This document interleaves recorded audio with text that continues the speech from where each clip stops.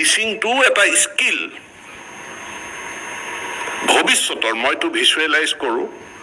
যে ভৱিষ্যতৰ যিসকল শিক্ষক নিযুক্তি হ'ব সেই শিক্ষক নিযুক্তিত তেওঁলোকৰ যিটো বিষয় সেই বিষয়টোত কিমান জ্ঞান আছে তাৰ ওপৰত নিৰ্ভৰ কৰি নিৰ্বাচন নহ'ব বাছনি নহ'ব তেখেতৰ জ্ঞান আছে কিন্তু জ্ঞানটো ছাত্ৰ ছাত্ৰীক দিবৰ কাৰণে স্কিল আছে নাই সেইটো আমি লগে লগে চাম কাৰণ বহুত মানুহ আছে মই মোৰ ব্যক্তিগত জীৱনতে বহুত মানুহ লগ পায়ে থাকোঁ বহুত কথা জানে কিন্তু আনক শিকাব নোৱাৰে আনক বুজাব নোৱাৰে গেপটো ক'ত ডেফিচিয়েঞ্চিটো ক'ত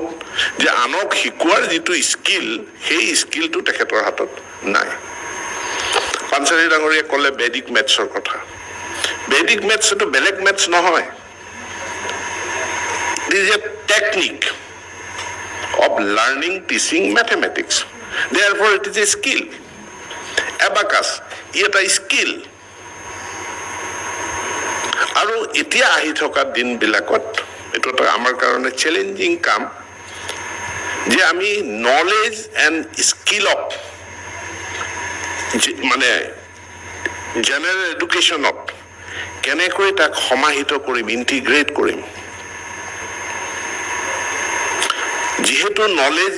অকল নলেজে এমপ্লয়েবিলিটি তাক এনচিউৰ কৰিব নোৱাৰে কিন্তু স্কিলে পাৰে স্কিল দক্ষতাই এমপ্লয়েবিলিটিটোক এনহেন্স কৰিব পাৰে আৰু সেইকাৰণে আমি স্কিল নলেজৰ কম্বিনেশ্যন কেনেকৈ কৰিম আজি আপোনালোকে বিভিন্ন মেথড কিছুমান শিকিলে এই 3 দিনত হাউ টু টিচ ৱৰ্কশ্বপটোৱে হ'লে প্ৰশিক্ষণটোৱে হ'ল how to teach this is basically A skill of teaching এতিয়াৰ যিটো শিক্ষা ব্যৱস্থা আহিছে আমাৰ চেয়াৰমেন ডাঙৰীয়াই কৈ গ'ল যে নম্বৰৰ গুৰুত্ব নাই ষ্টেণ্ড কৰা চিষ্টেম উঠি গ'ল আৰু মইতো বিচাৰিম ডিভিজনটো উঠি যাব লাগে first division second division third division এইবিলাকো উঠি যাব চিম্পল পাছ অৰ ফেইল আৰু যদি ফেইল কৰিছে কম্পাৰ্টমেণ্টেল দিয়াৰ ব্যৱস্থা অল আৱাৰ চিলড্ৰেন আজি মোৰ ওচৰলৈ এটা সংগঠন আহিছিলে মোক নিমন্ত্ৰণ জনাবলৈ কিহৰ নিমন্ত্ৰণ যে কীৰ্তি ছাত্ৰ ছাত্ৰী কেইজনমানক সম্বৰ্ধনা জনাব মই তাৰে মুৰব্বীজনক প্ৰশ্ন কৰিলোঁ আপোনাৰ 2টা ল'ৰা এটা ল'ৰাই ফাৰ্ষ্ট ডিভিজন পাইছে আৰু এটা ল'ৰাই ছেকেণ্ড ডিভিজন পাইছে এতিয়া ফাৰ্ষ্ট ডিভিজন পোৱা ল'ৰাটোক আপুনি এটা দামী উপহাৰ দিব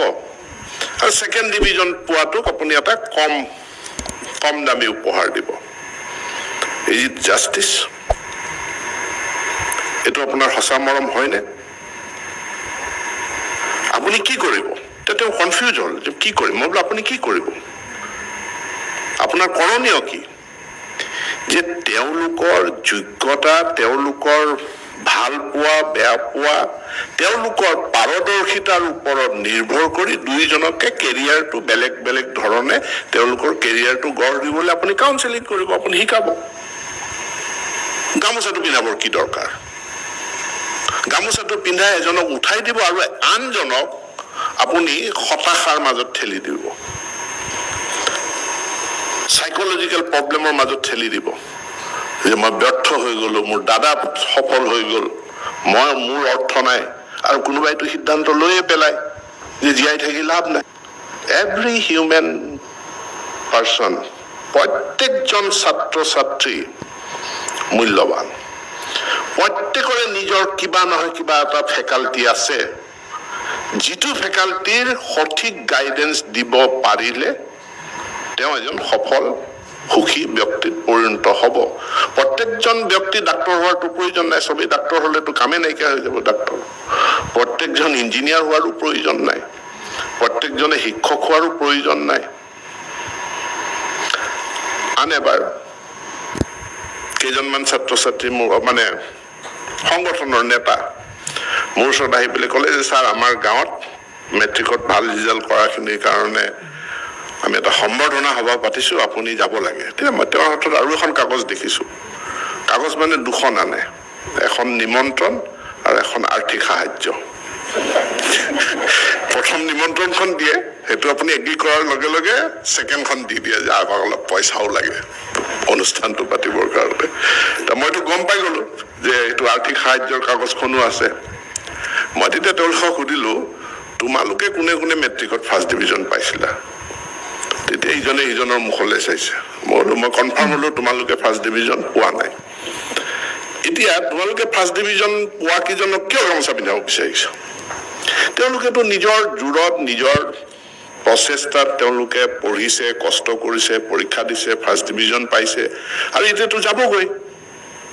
এতিয়াতো ধেমাজিৰ পৰা যাবগৈ গুৱাহাটীলৈ, আৰু কেইজনমানতো গুৱাহাটীৰ পৰা গৈ পেলাই দিল্লী পাব, পুনে পাব, ক'ৰবাত আমেৰিকা পাবগৈ, আৰু ঘূৰিও নাহে ধেমাজিলৈ। কিন্তু যিসকল থাৰ্ড ডিভিজন পালে, যিসকল ছেকেণ্ড ডিভিজন পালে, তেওঁলোক গাঁৱতে থাকিব। তেওঁলোকৰ কাৰণে তোমালোকৰ কাৰ্যসূচী কি? তেতিয়া তেওঁলোকৰ মুখৰ মাত নাই। তেওঁলোকৰ কাৰণে, যিসকল সফল হ'ল তেওঁলোকৰ কাৰণে আমাৰ একো কৰিবলগীয়া নাই। কিন্তু যিসকল বিফল হৈছে, যিসকল থাৰ্ড ডিভিজন পাইছে, ফেইল কৰিছে, তেওঁলোকৰ কাৰণেহে আমাৰ কৰিব লগা আছে, আৰু তেওঁলোকৰ ভৱিষ্যত কেৰিয়াৰটো কি হ'ব